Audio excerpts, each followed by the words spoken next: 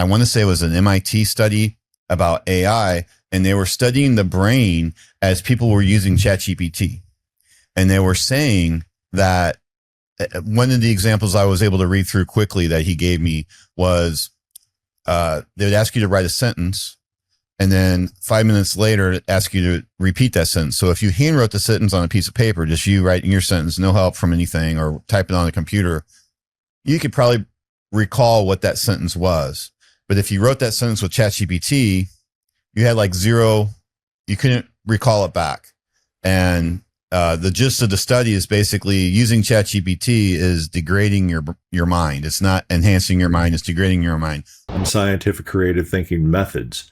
And those scientific creative thinking methods, which when we do training with them, they're very interactive. We play a game. I invented a creative thinking game several years ago that we utilize in our training. It's called What's the Big Idea? And the cool thing about the game is it encourages friendly competitiveness, and human beings are competitive, especially if they feel like they've got a chance to win. Take that even a step further, Kirk. They don't really even want the picture on the wall. What they want is they want to be able to look at that picture and recall that emotional moment. Like, let's say that this was the last trip I ever took, last vacation I ever took with my father, right? I want to be able to look at that picture and recall the emotional feeling that I had spending time with my dad. You're really piercing my brain now, because I'm looking at a picture that I bought on my honeymoon that's hanging on the wall. Different is better than better. And so, think about this. If I'm driving down the street and I see that there's, I notice I need gas for my car, and there are 3 gas stations, and 2 of them are the exact same price, and one of them is a penny or 2 less per gallon, which one am I going to buy? I don't know. For me, it's going to not be, it's going to be which one's going to have the cleanest bathroom, or perceived cleaner bathroom.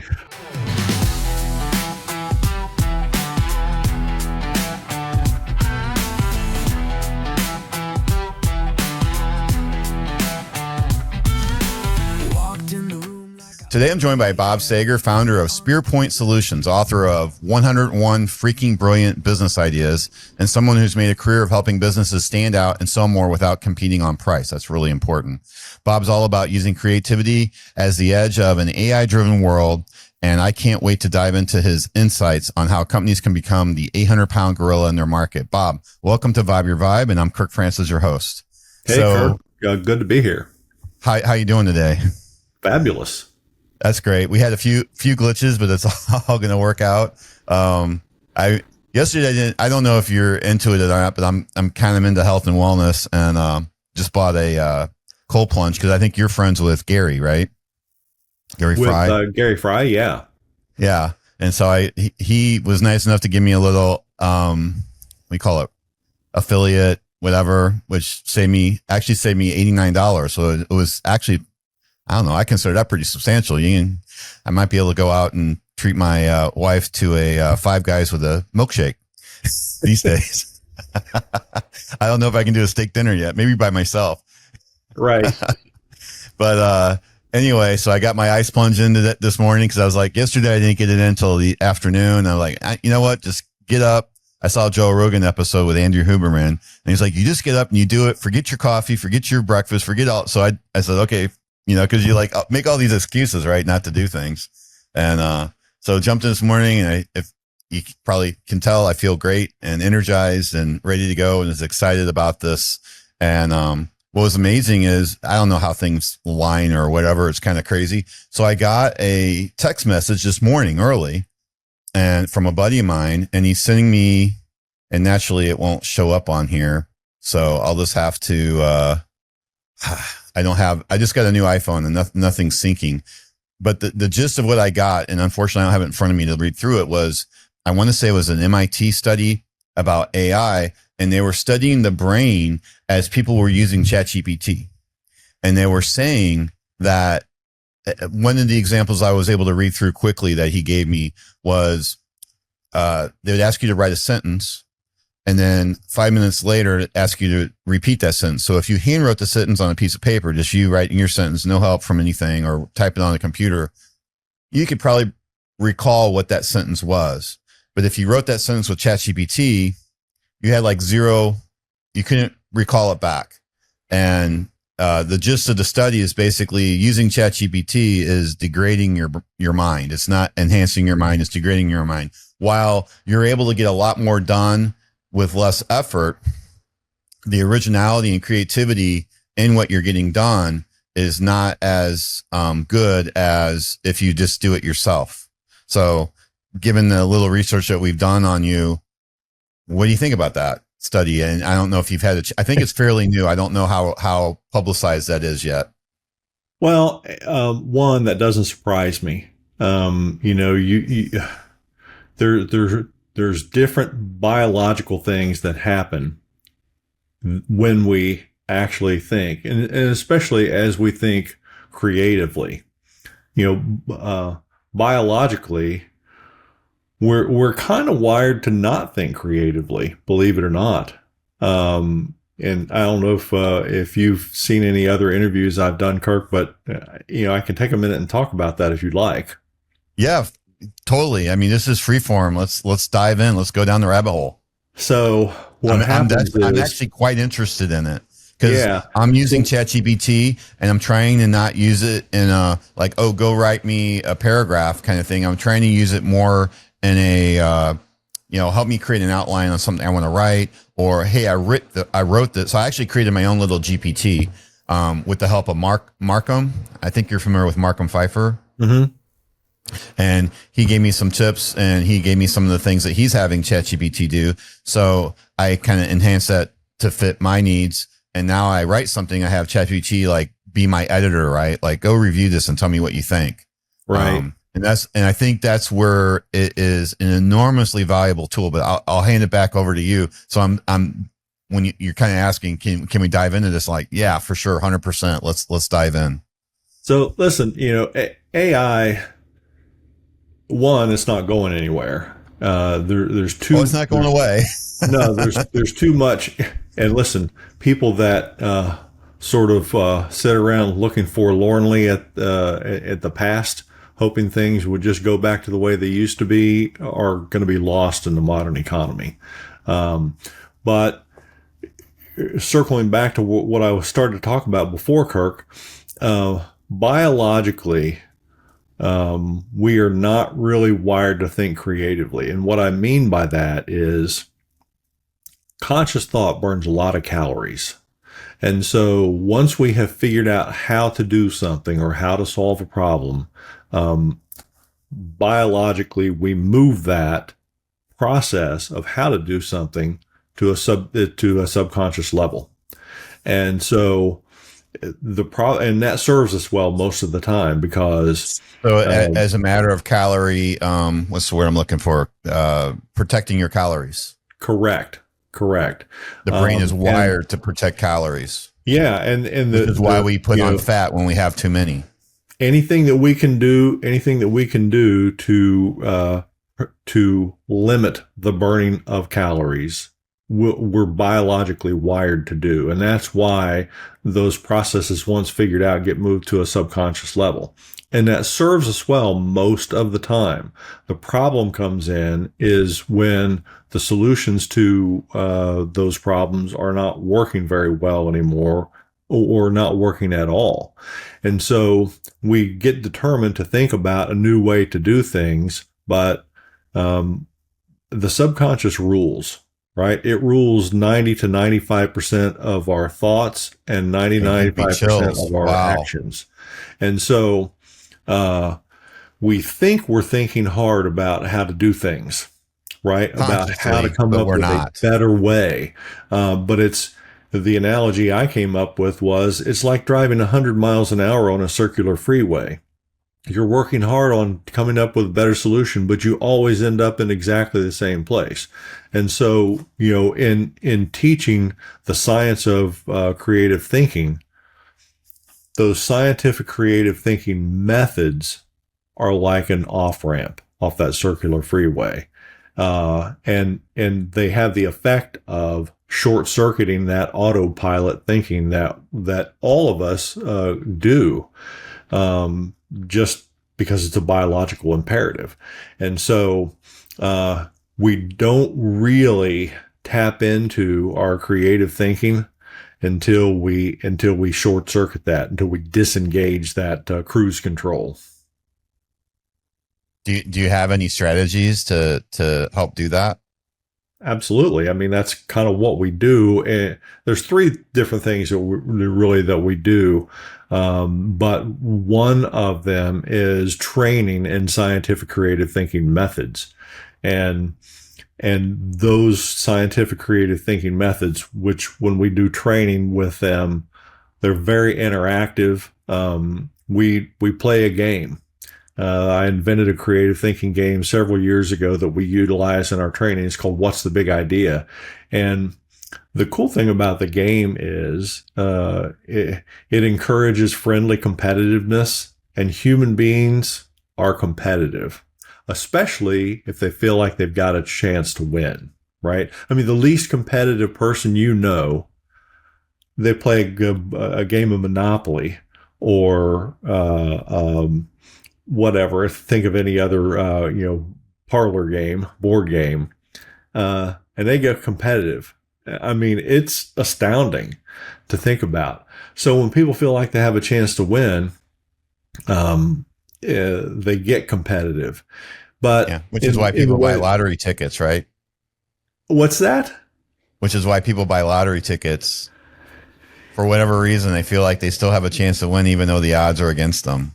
Well, and then they're weighing, I guess, the cost of it. Okay, a cup of coffee or a chance to win $500 million, even though they know that there's no chance that they're going to win. Your chances of getting struck by lightning twice are better than winning the Powerball. But they still think they have that chance. They do, and that's evidence. Listen, that's evidence that everybody dreams of great wealth. It's just most people don't think they'll ever attain it. They hope to get lucky and get there, but they don't believe they really will. But in the game that we play, you've got three teams. You've got the entrepreneur team, the competitor team, and the customer team, and utilizing these scientific creative thinking methods. Each of those teams gets, the competitor and the entrepreneur team gets 3 minutes to come up with an idea or strategy. And then they both take about a minute and present it to the customer team. And the customer team then decides, do I like this one better? Do I like this one better? And I had a guy come up to me at the end of a training session, and he said, Bob, what the greatest thing about playing this game, and learning these methods this way is, he said, when you win, you win.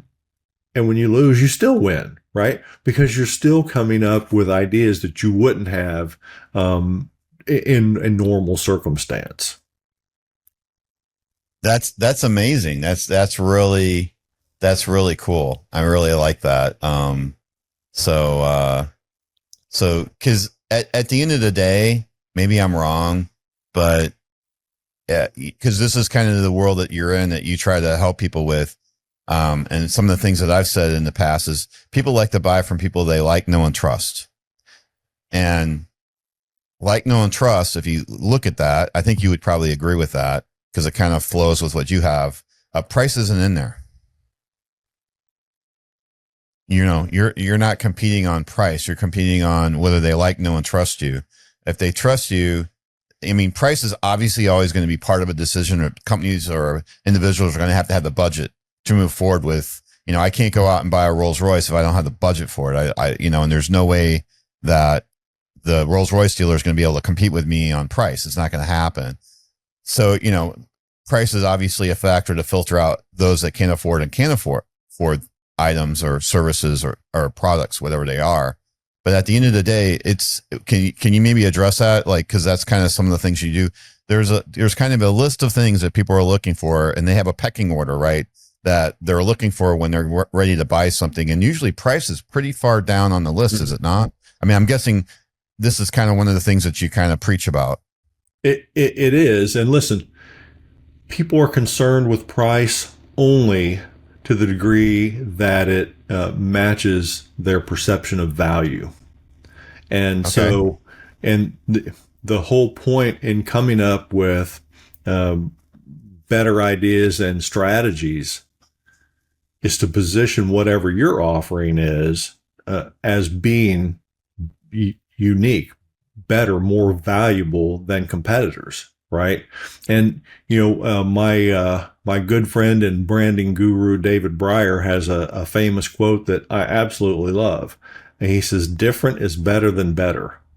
And so, think about this: if I'm driving down the street and I see that there's I notice I need gas for my car, and there are 3 gas stations, and 2 of them are the exact same price, and one of them is a penny or 2 less per gallon. Which one am I going to buy?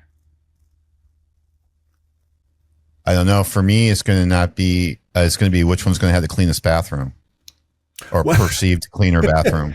Well, and I'm with my wife, and that's a big. That's like the number one decision point. It's not going to be price.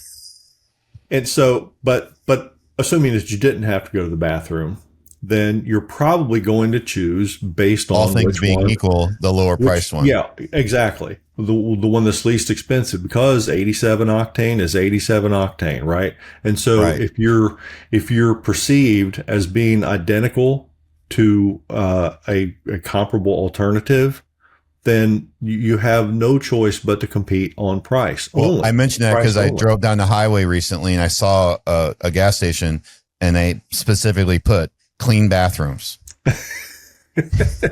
Well, and so that's a point of difference, though, right? Back to what David was saying, right? Yeah, that's differentiating themselves for certain. And so, they're actually calling out that difference. They're like, neon sign, clean bathrooms. Right. Exactly. So they would be in your guys' lane. They're like, oh, they must have talked to David or read his book. Well, yeah. And that's maybe a little less spectacular than some of the other ideas that we come up with. But right. But I guess the point I'm trying to make is it doesn't have, that's kind of a low end differentiator, right? You guys come up with high level differentiators, but I'm just saying it doesn't have to be, you don't have to be like, some genius marketer to come up with a differentiator. You just got to kind of sit back and get yourself off on the off ramp and say, what is it about us that's a little bit different? And have you ever been to talking about gas station? Have you been to a what is the draw? I don't know what it is. I know I will drive further and out of my way to get to a Buc-ee's. And I'll tell you the other thing is I never look at the price at this pump. Never look at the price of the pump. You know what I'm thinking about? I'm thinking about that banana bread with the little vanilla wafers. That's in my brain. You're gonna be stunned by this, Kirk. I have never been to a Buc-ee's.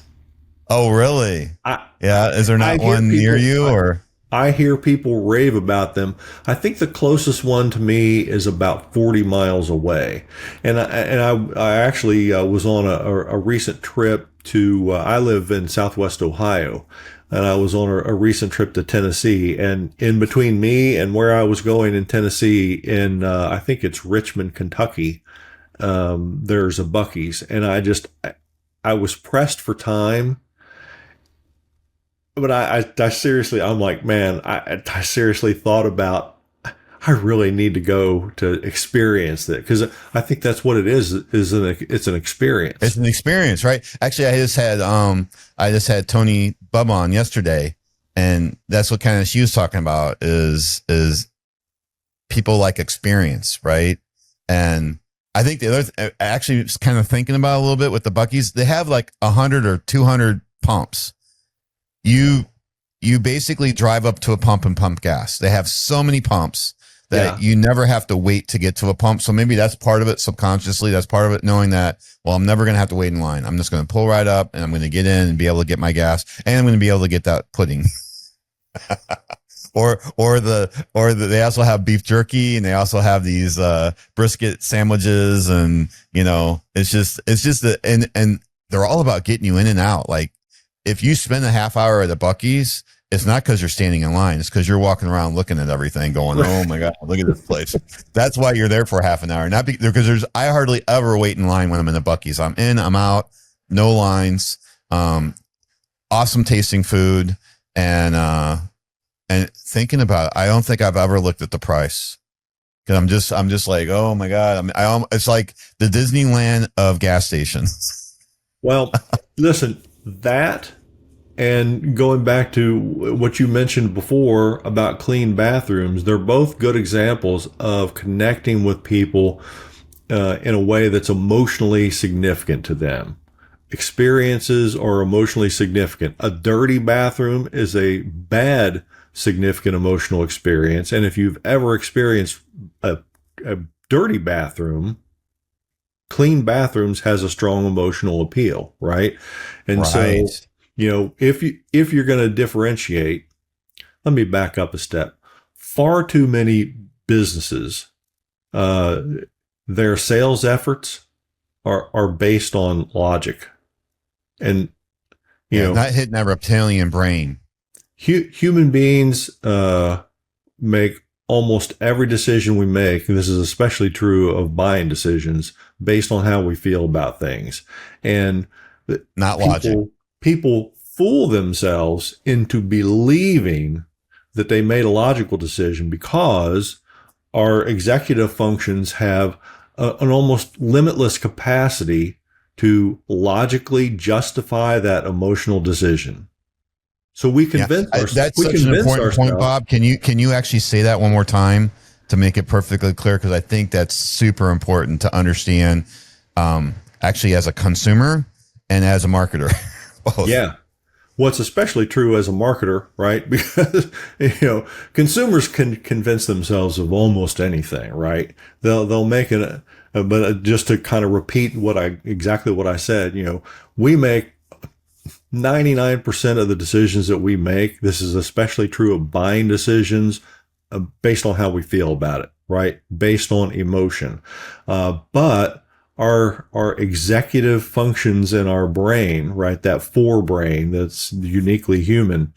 We have an almost limitless capacity to logically justify those emotional decisions that we make. And that has the effect of convincing us that we made a logical choice, not an emotional choice. But that's not true.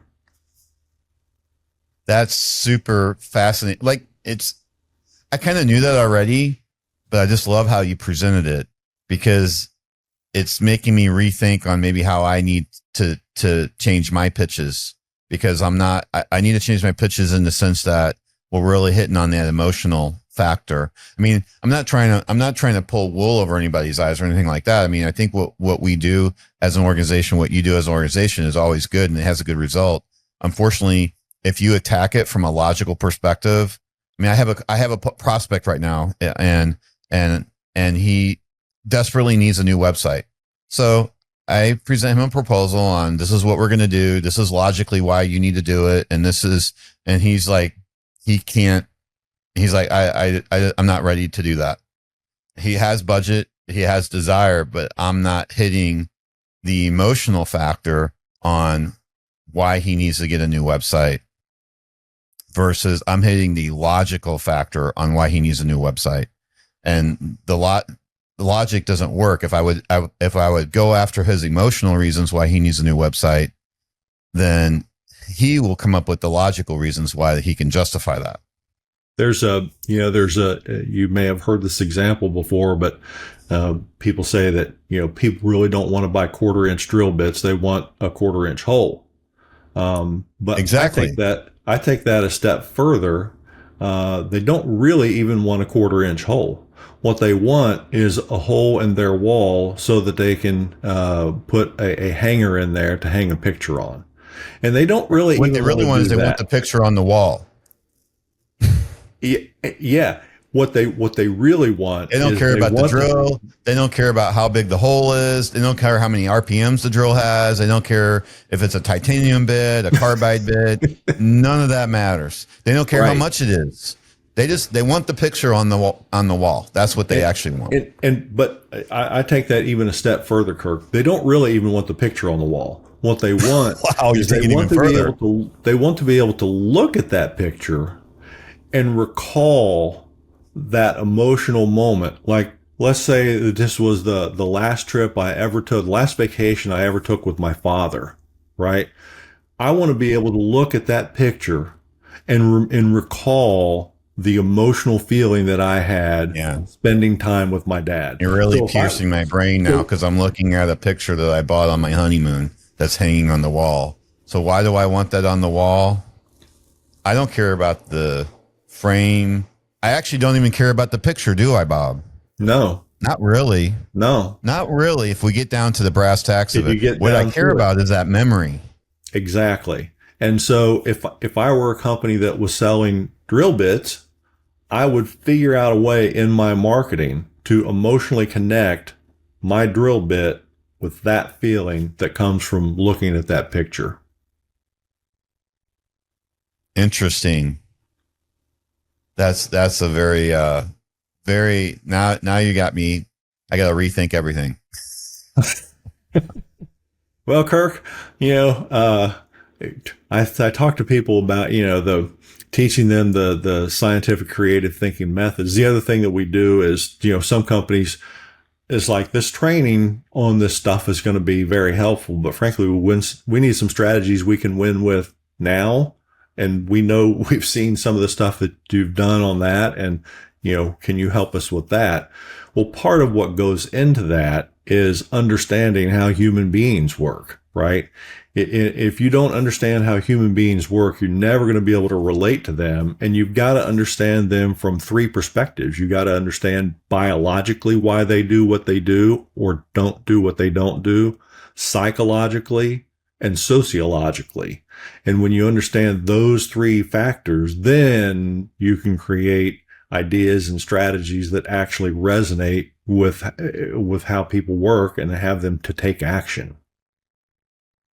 Right. Wow. Because I see it so many times. I mean, I've worked as a solution architect or pre-sales in the technology field.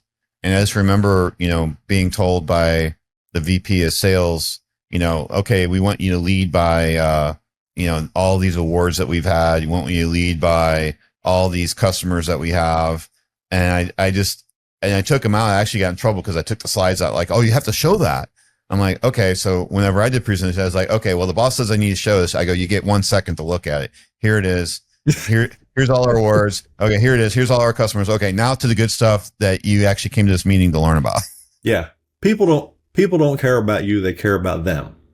And 100%. That's why I try to tell them, I go, this is rah, me is to me what it screams. And, and I'll still never forget, like I had this most awesome, actually they actually bought, they bought. And so the very beginning of the meeting, I just started diving in. I'm like, okay, so tell me about your process.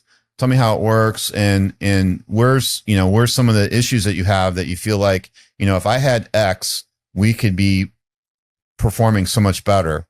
And so I dived into like 3 examples of that and how our tool would help them. And I showed them, I specifically went in and showed them just that.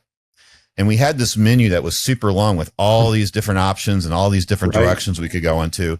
And at the end of that call, by the way, this customer is a multi-million-dollar deal. This customer bought, and I get chided by the VP of sales because you didn't show them all of our menu options. And what was interesting, prior to that demo, I actually went out to Denver to get trained by I forgot his name now. He wrote this book called Great Demo.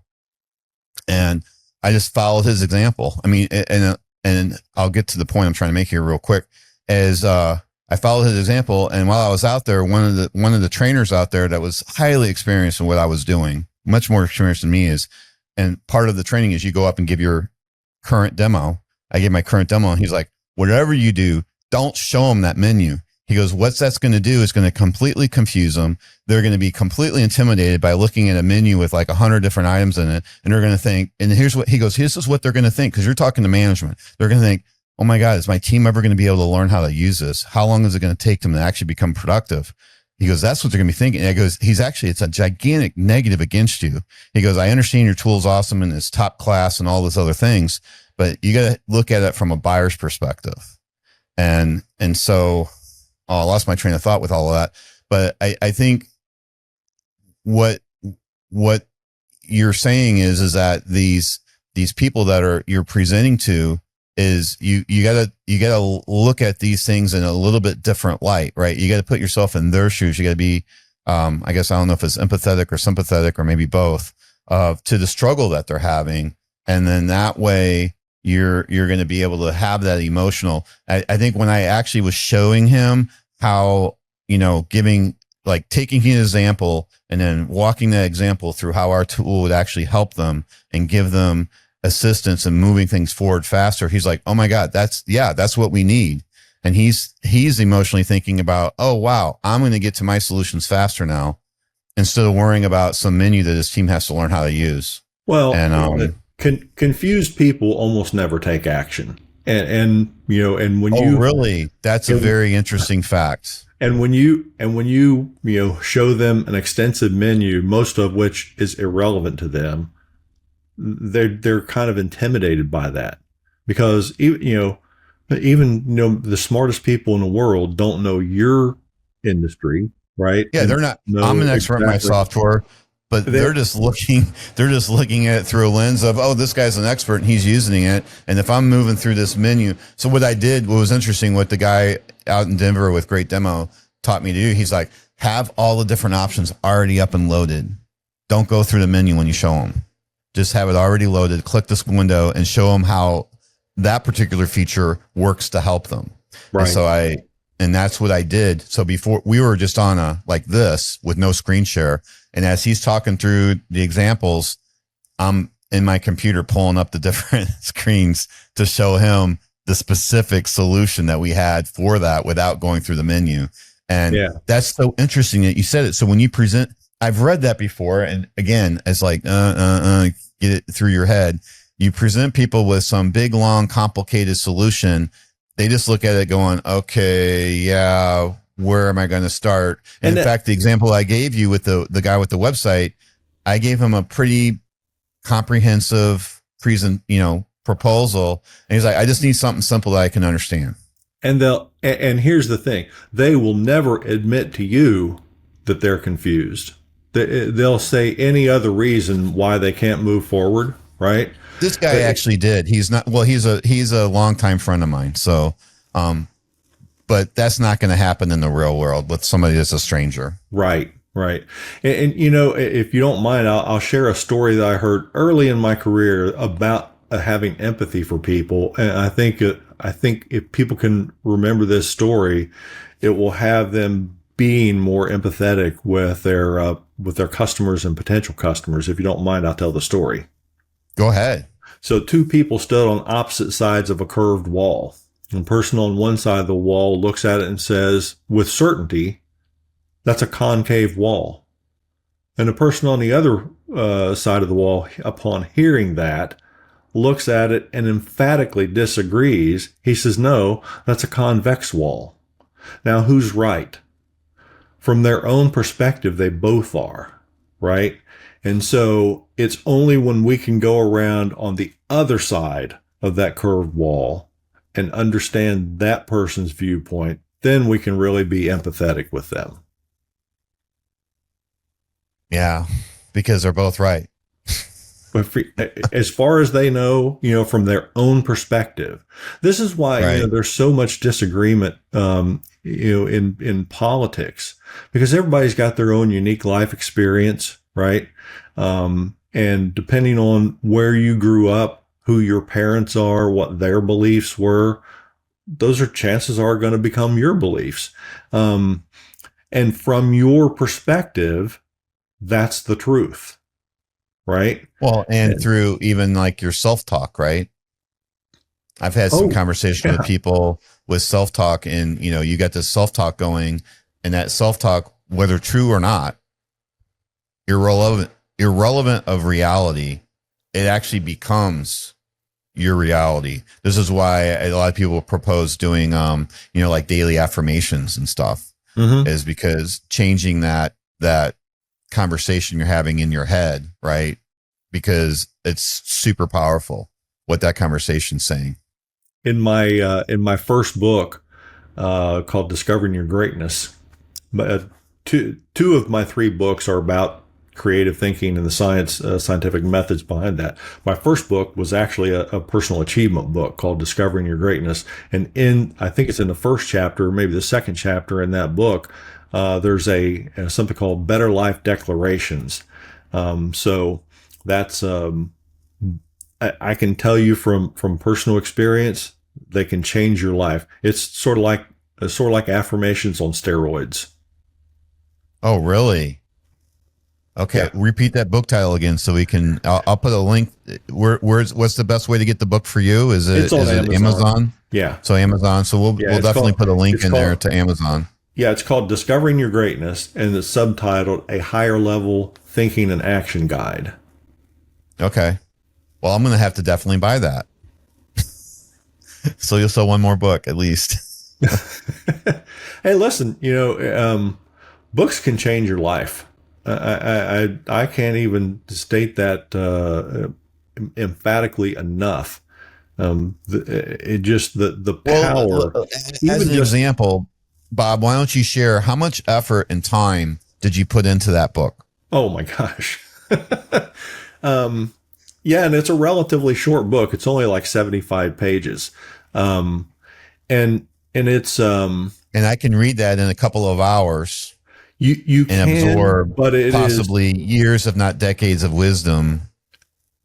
This is kind of where we're going, right? With the reading books and how they change your lives. Listen, I can get years, if not decades, of wisdom in 2 hours. What took you years to get and put down on paper, I can sit down in a few hours and absorb that in. Correct. And that's kind of where you're going, right? That's exactly it. I took all the basic principles that took me from growing up on the border of poor. So where we were at before technology decided to interrupt, you said you were on the borderline of poor growing up. So, growing up on the borderline of poor, I mean, we never starved, right? But we really didn't have a whole lot of extras. And, taking that and then creating a very successful career, first in the financial services industry for 17 years. And then since 2008, starting my own company and teaching the science of creative thinking and developing business strategies for companies. All of those things that went into building my previous career, all the stuff that I learned from mentors and through my own experience, all of the basics of that are in that book. And so, and originally it wasn't even available publicly. It wasn't even available on Amazon. It was for our private coaching clients, that we coached on achievement. And so my wife told me a couple of different times, you should make that available on Amazon for everybody to read. And I said, well, it's kind of just the basics. It's a basic primer, right?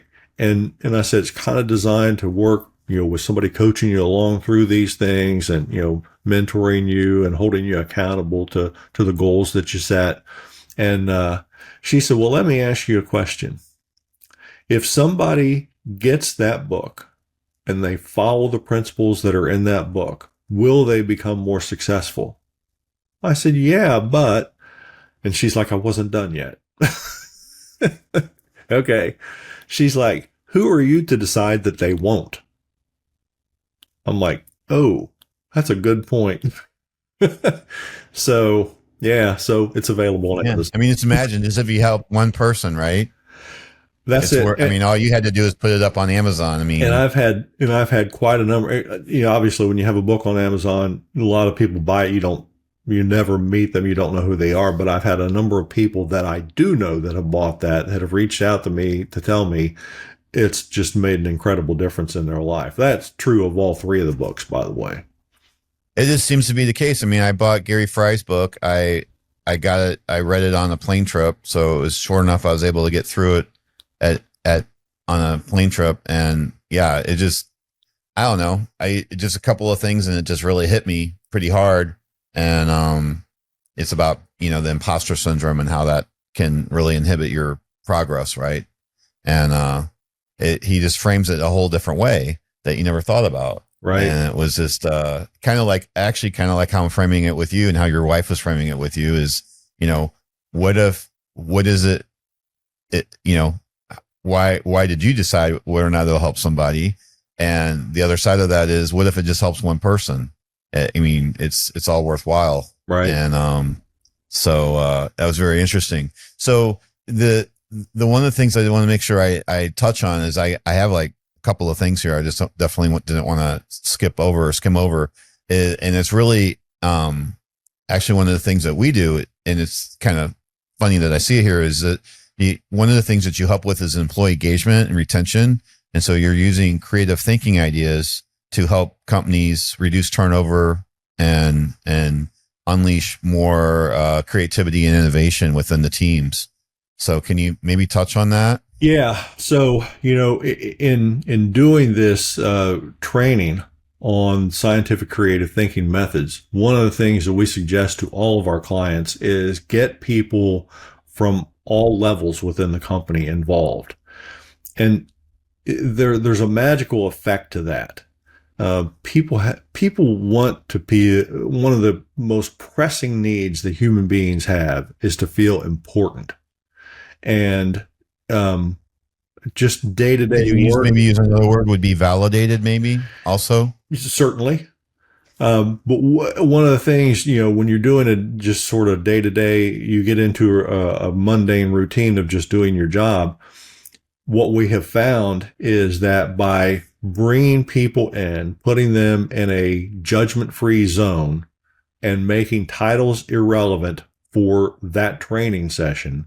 In other words, all people in there are valid. All ideas are valid. It amplifies their experience within the company, and it makes them feel like they're more than just a butt occupying a seat, right? And so that's true of sometimes we'll do single day events where it's a half day or a full day team building event, but that's really true when we do ongoing monthly or quarterly training with companies. And I'm just curious because we actually do some work in that space for one of our clients. Our what I would consider, it started out as doing social media, and it's turned into more employee engagement and retention, believe it or not, and training. Actually, I can add training to that. And I sat down with one of the owners of the business, and I asked him. He's trained with John Maxwell. So he's a John Maxwell trained person, mm-hmm. and also Dave Ramsey on the financial side. And I asked him, I go, have you ever been able to quantify that to the bottom line? He's like, I can't, but I know that it helps. He goes, there's no question in my mind that focusing on leadership, and so his focus, I guess if I had to say it, is more on leadership. Mm-hmm. And that's where his focus is at. He just says though, which also then means employee engagement and all these things that you talked about, and making sure that they feel important, right? Because there's no job this guy's an owner. I was in doing it. So one of the things I do is we do an internal podcast. So it's not public. It's just internal. And I talk about the teams and wins and successes and failures and what they learned from the failures and everything, right? And I was there, and we were doing it with a person there that actually needed to be, it's a restaurant. They actually need to be in the kitchen cooking, and there's people standing around. Who's at the grill cooking? One of the owners. I mean, it just emanates from him, right? He sees a piece of trash, he's picking it up. Yeah. He's not going to say, hey, can somebody come over and grab this? No, never. You'll never see him do that. And it's just, he just lives and breathes it. And it's just so, because I've talked to people that work for him, and as a vendor, I feel this. It's like when he says something and asks you to do something, you're going to bend over freaking backwards because you're going to feel like you failed him. And he's very low key, soft spoken, doesn't say a lot. I'm just curious, what is it about this guy? I still can't put my finger on it. It's like people want to do whatever he asks of them. And not only do they want to do it, they're not looking to do minimum. They're looking to do maximum. Like, oh, well, I could do this and that meets the bar, but no, I'm not going to just meet the bar. I'm going to go for it. And I'm just curious if that's sort of what happens with this employee engagement and retention training that you do, where people don't just do the minimum. They're doing maximum because they just feel, I can't explain it. I mean, I've experienced myself with this man. I don't know what it is that he's doing. Like, is he putting some kind of Jedi mind trick on everybody or what is it? Well, listen, when you make people feel important, you are fulfilling an emotional need of theirs. And that's it. And you're drilling into that reptilian brain. Yes. And beyond basic survival, food, clothing, and shelter, that's the most pressing need people have is to feel, absolutely. You're saying, okay, what did you say? You said food, beyond basic shelter, survival, clothing, food, clothing, shelter. This is number 4. Number 4 is the feeling of importance. I had a mentor of mine who said, whenever you're talking to somebody, he came up with a great visual. He said, whenever you're talking to somebody, imagine that they have a glowing neon sign on their forehead that says, "Make me feel important." And it's so crucial to do that. And it doesn't even have to be anything spectacular. I mean, listen, our training does that. This guy's not doing anything. He's not Tony Robbins, right? This guy's not doing anything crazy spectacular, but I guess that's what it is. He makes everybody feel important. And listen, it can be something as basic, Kirk, as something I see far too many so-called leaders ignore, and that is saying please and saying thank you. And I don't just mean saying thank you to people when they're going above and beyond. I mean, say thank you for a job well done, right? Hey, you notice somebody shows up on time for every day for a week. Hey man, I really appreciate you showing up on time. That is, thank you.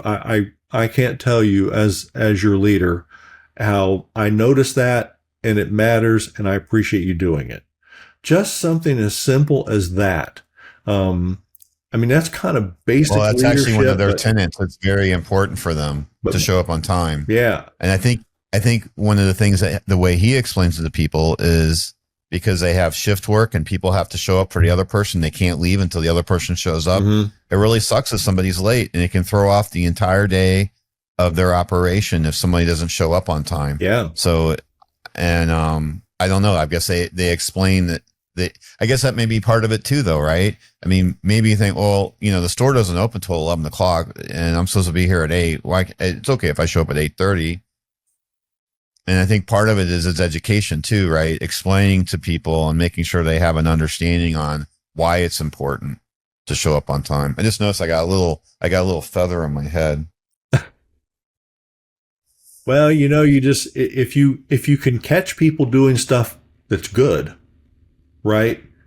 As opposed to being hypersensitive to catching them screwing up, catch them doing something good and recognize in the moment. And I'm super guilty of that, dude. It's only been recently that some reason I've figured it out. Right. I mean, you get to meet Julie, and she's wonderful and I'm not trying to throw her under the bus right now, but sometimes she's actually done some things and made some mistakes.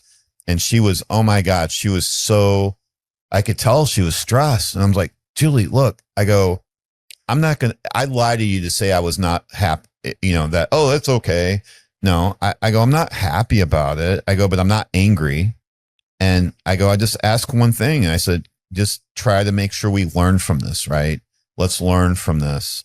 And I even told her, I even went beyond it. I said, and guess what? Even if we learn from it, there's also a chance it will happen again. But if it happens again, let's try to make sure we learn from it. I go, if we go through our life stressing over every little move we make and like, oh my God, Kirk's going to be so mad at me because I messed up. And I was like, I go, there's no way to live your life and wake up every day thinking that, if I mess something up, I'm going to have somebody come down hard on me. Obviously, if it's just an ongoing issue over and over and over again, yeah. But I mean, the thing is she has so many wins. That would be, not a very smart move on my part, right? Because she has so many wins, and we have celebrated so many wins, and things happen. I mean, I had to get a tooth. Funny, I had to get a tooth extracted, and so did she. Well, guess what? How well do you think that week went for both of us? Probably it didn't go very well. Probably not honest. A banner week. No, it wasn't. And I told her, would you just take Friday? I mean, she's just so dedicated. Just take Friday off and take care of that tooth, please. So I think part of that's, just being human and sympathetic. And actually that week I was empathetic, right? Because I was going through the same struggle she was going through. Right. And I definitely knew what it meant. And listen, the biggest mistake people can make is being afraid to make a mistake. You're going to screw up. You're a human being. You're not a robot, right? You're going to make a mistake, but mistakes are just growth opportunities, really. As long as you learn from them. Growth moments? Growth Is that what you said? Yeah. Growth opportunities. Okay. Yeah, 100%. I totally believe in that. I mean, I've been in those environments where you're afraid to make a mistake, and then that's probably really super stifles innovation, doesn't it? Oh, absolutely. And that's one of the reasons that, when we do training, we let people know right up front that this is a judgment-free zone.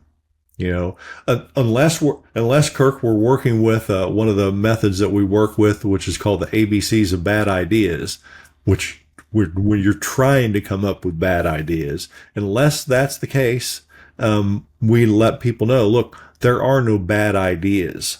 And we're going to reserve judgment on all the ideas until later, right? Because just to kind of lay out the long range plan when we do training it's not just a one-day thing, because we digitally audio record every idea. And then we've got a follow-up system where we encourage people to go back and revisit those ideas. Because what happens is, especially the ideas that seem to have some merit to us, is when we go back and listen to that, our subconscious mind has been working on it the entire time. And so when we go back and re-listen to that idea, we'll say, oh, you know what? This is pretty good as is. But if we added this to it, or we made this little tweak, or just subtracted this from it, it would be even better. And that's where you really glean like turbocharged power out of that one session, is by having the discipline to go back and revisit those ideas. And the other advantage to it is, because there's always a lot of laughter and conversation around when people come up with ideas, the other advantage to it is you get to revisit the emotions of that day. Okay. So is your primary focus on sales teams or marketing teams or entire organizations when you're doing these trainings? Yeah, entire organizations. And that's where you get the biggest hit. For sure. The biggest improvement. And look, it might be a smaller training. Like, I'll give you an example. A couple months back, I did some training with a regional bank in North Carolina.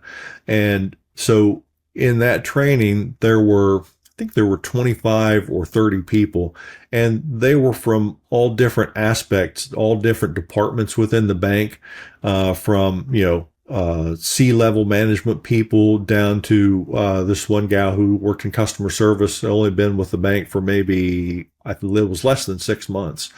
And so, and all levels in between, and all departments. The advantage to that is we tend to get sort of locked into our particular function, right? If we're in sales, we look at things from a sales perspective.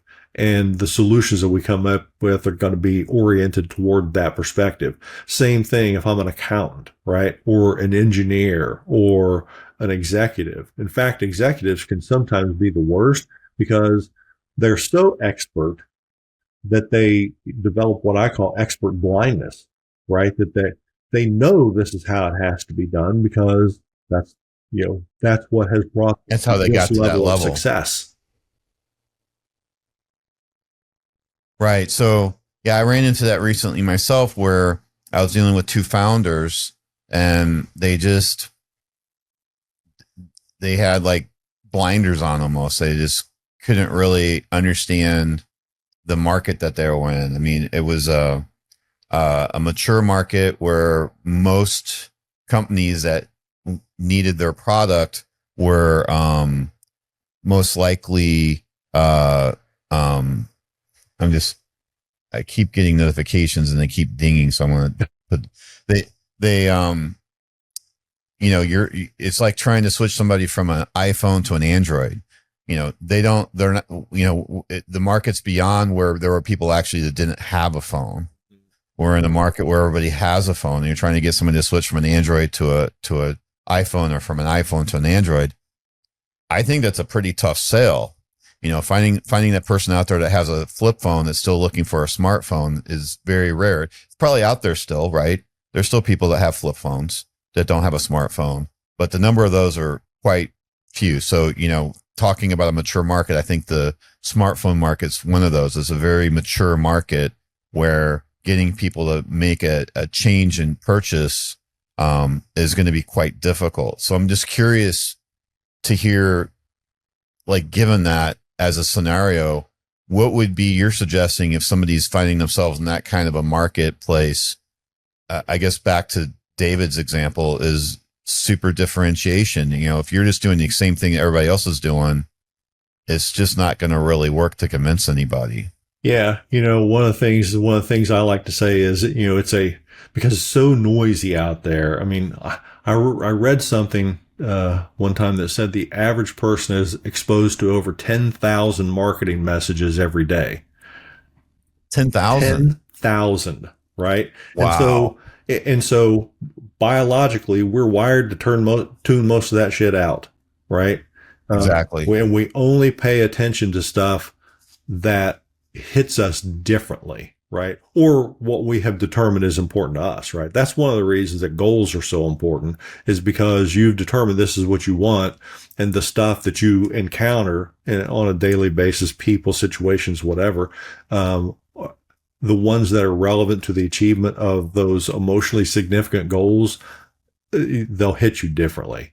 But in order for a marketing message to hit differently, when everything else is vanilla, you've got to be fudge brownie with caramel sauce and whipped cream, right? It's just got to be perceived differently, especially at an emotional level by your potential I'm going to just buyer. share my strategy that I share with them and see what you thought about it. So, the current strategy for most companies is show up at, I think there's like 3 or 4 trade shows a year.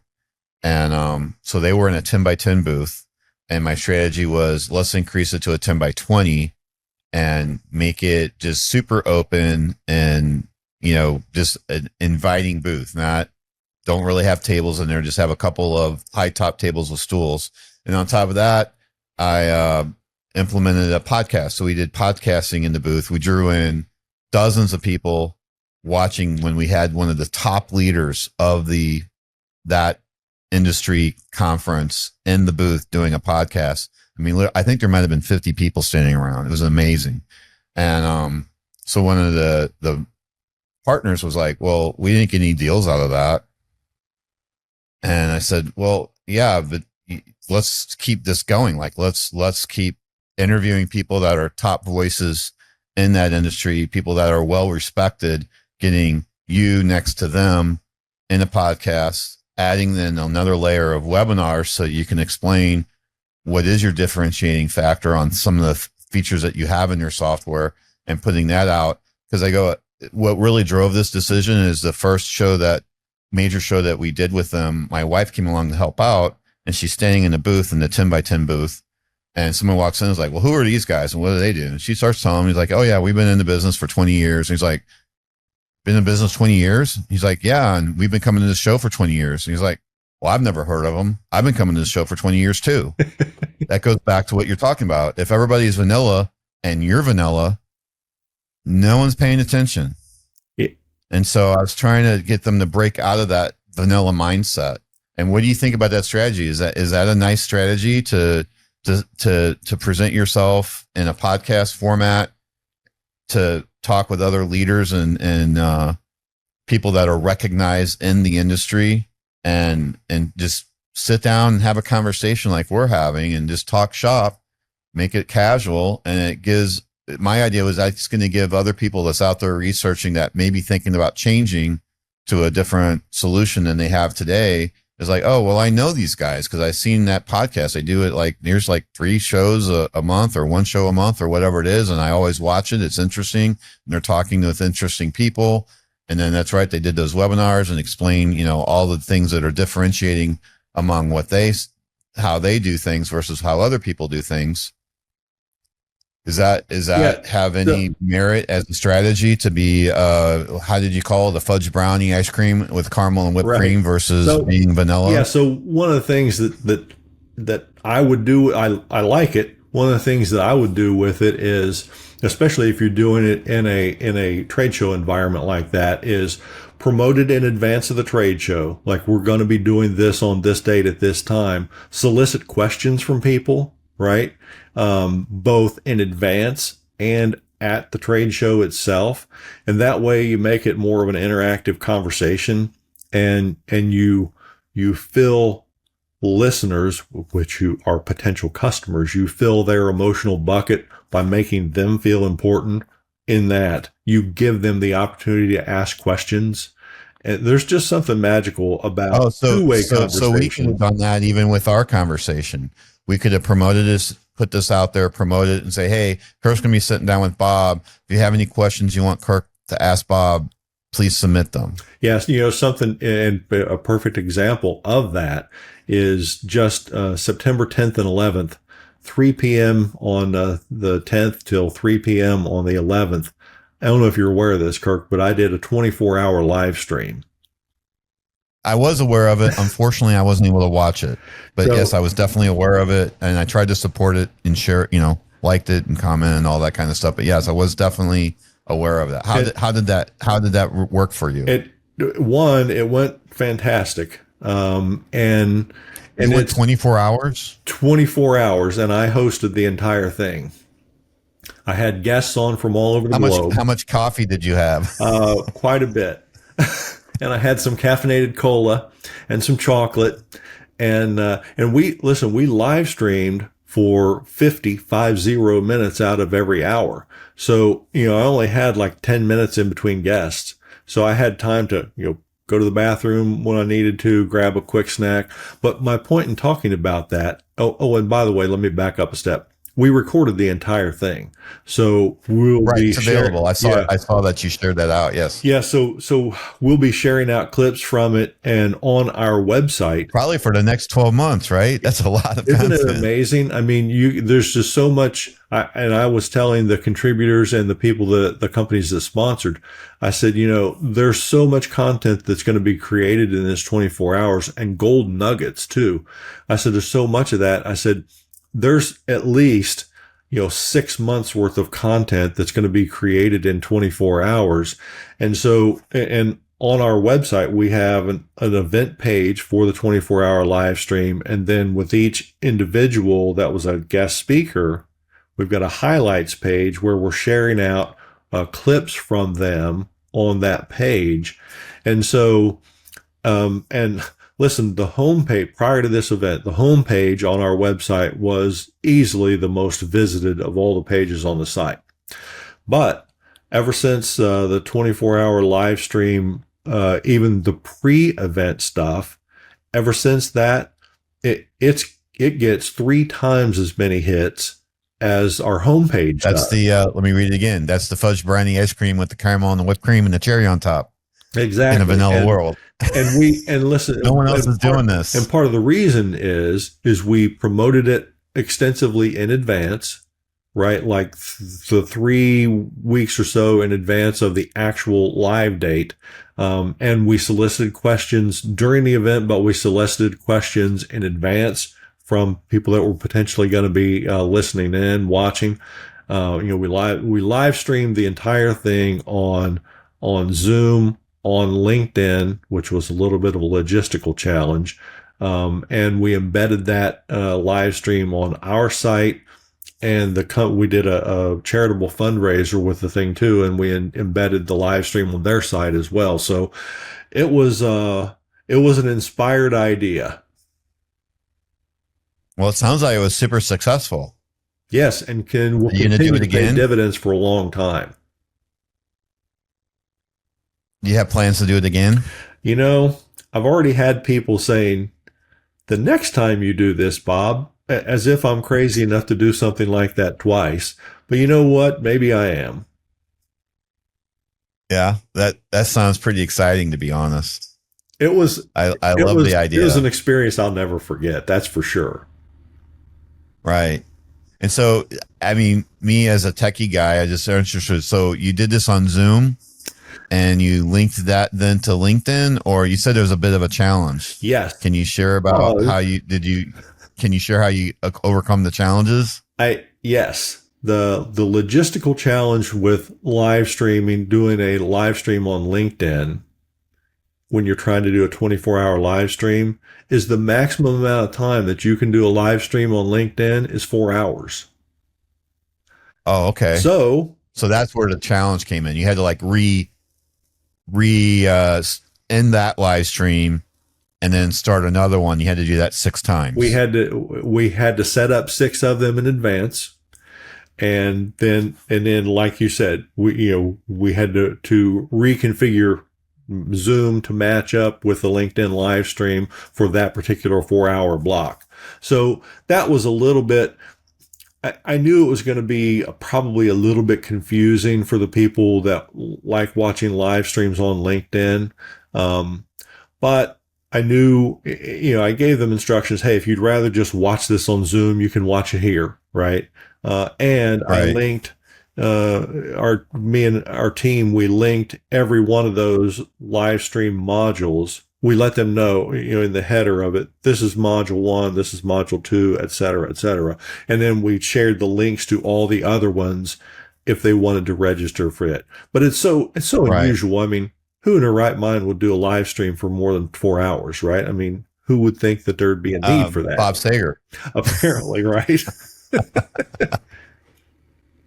But you're making me want to do it too now, since it was so successful for you. Yeah, it just an amazing thing, and there's an object lesson in it too, in that all the 24 guests plus the founder of the charitable organization that we used that platform to raise funds for.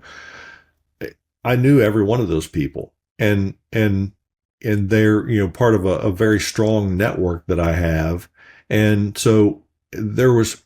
I think I may have reached out to all of them plus maybe 2 or 3 others, and almost every person told me, yes, I'll be happy to be on with you. The only people that told me no, it wasn't because they didn't want to do it. It was just logistically, time wise, date wise, just wouldn't work out. And when you're on for 24 hours, Kirk, you can't just have people from the U.S., right? I mean, we had people from coast to coast in the U.S., but we had guests from the U.K., from Italy, from Australia. So it was worldwide. Cool. Yeah, I've actually had 2 guests from New Zealand so far, so Excellent. I'm excited to get those one done. So I have maybe a little bit of a network, and I just had a guest from Uganda, but he happened to be in Florida, so we did that one face to face. But he might be able to. I'm already, the wheels are already in motion. Listen, that's and this might be a good note to kind of wrap up on. There's an object lesson in that too, in that there's sort of a growing sentiment that their ideas are nothing and execution is everything. Well, I don't mean to be blunt, but that's bullshit. All ideas are not created equal. Ideas might be a dime a dozen. Good ideas are far more rare. And, it's just stuff like that. That's a fudge brownie with whipped cream and caramel sauce idea in a vastly vanilla world. And the cherry on top. There you go. All right. Well, Bob, thanks so much for coming on. I really enjoyed our conversation. And can you share your just so you can verbally say it? It's in the transcript, how do people get a hold of you? And I do have one last question for you that's important. Sure. But I'll say it after you get your digits out there. People want to reach out to me on LinkedIn. That's probably the best. Just linkedin.com/in/Bob Sager, BOBSAGER, and our company website where they can find all the resources. What I'm talking about is spearpointonline.com. Okay. And so my last question is really important for me, which is part of why I'm doing what I'm doing. And I'm trying to promote this as an idea is, as you may or may not know, that the large language models are going to index, when this goes up on YouTube, they're going to index that transcript. And so the question I have for you, if somebody is on ChatGPT and they're struggling with what you provide a solution for, how do they put that into words? And so I'm having trouble with employee engagement. What should I do?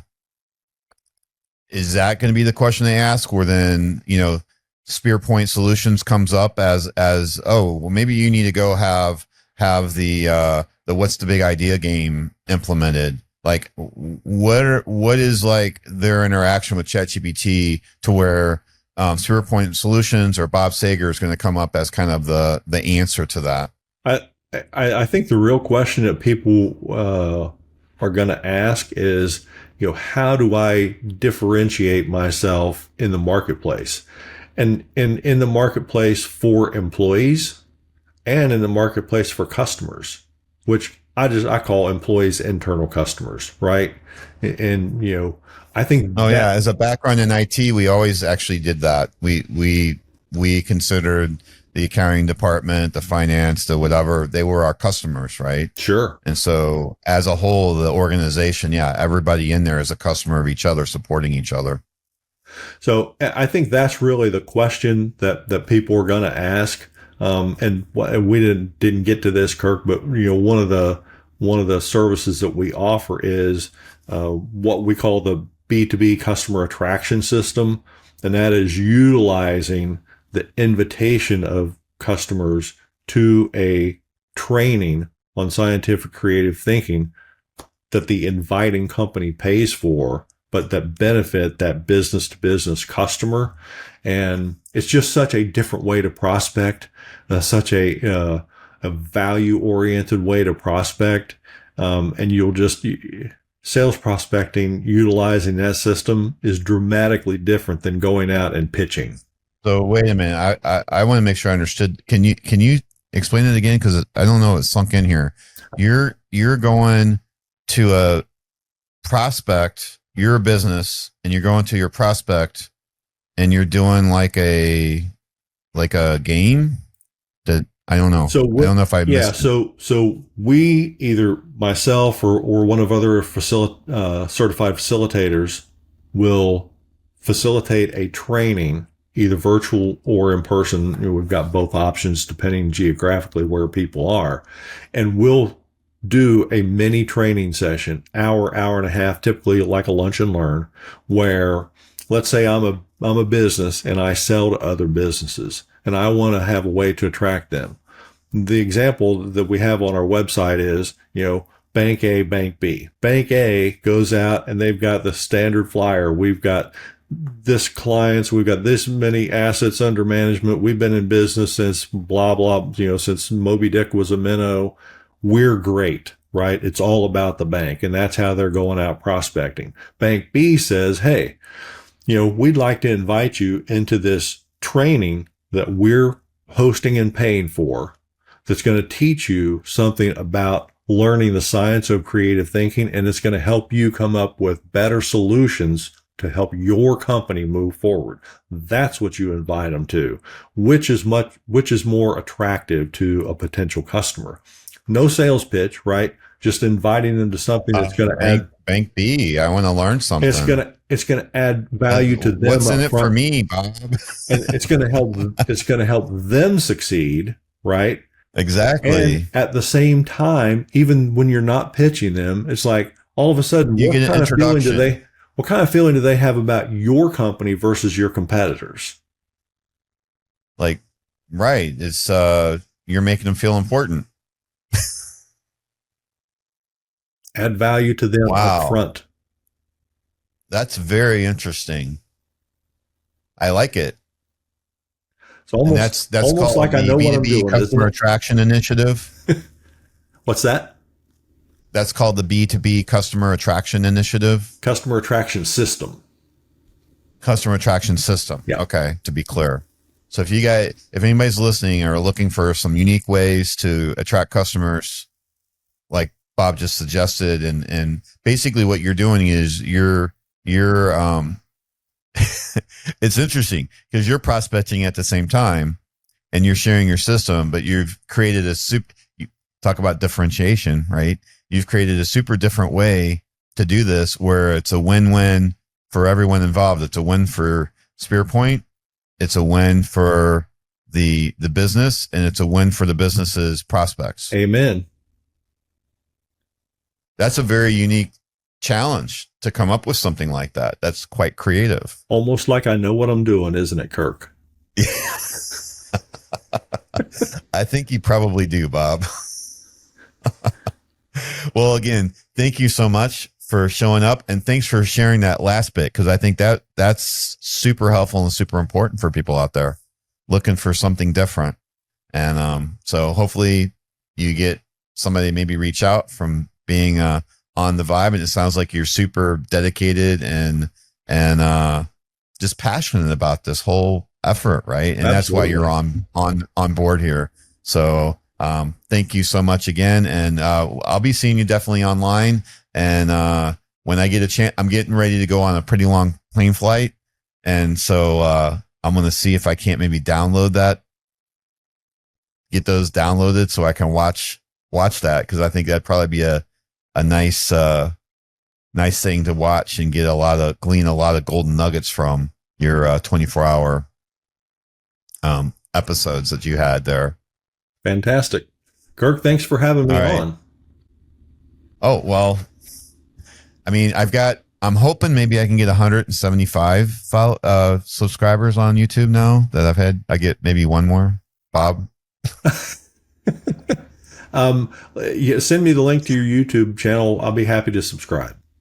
Yeah. So we're slowly getting there. And what I explain to people, and I think you can definitely relate to this, my uploads seem to be getting like somewhere between 10 and 30 people watching them, and what I've tried to explain to folks is if you got invited to a conference and you set up and you got like one of the breakout rooms and you had 10 to 20 people show up in your breakout room, that's usually pretty good, right? I mean, that's a pretty fair, because I've been in some of those breakout rooms when I was speaking, I'd have like 5 people show up. So, getting 10 to 20 to 30 people show up in your breakout room and you get to talk to them for an hour that's a win. So even at 174 subscribers and only having, 20, 30, 40, 100 views, it's still an amazing outreach effort. And that's why we're doing this. And, it's only going to get better. I just started. So we'll keep pushing forward. That's the key. All right. Well, we'll see you, and I'll see you definitely online on LinkedIn. Bye, Bob. See ya.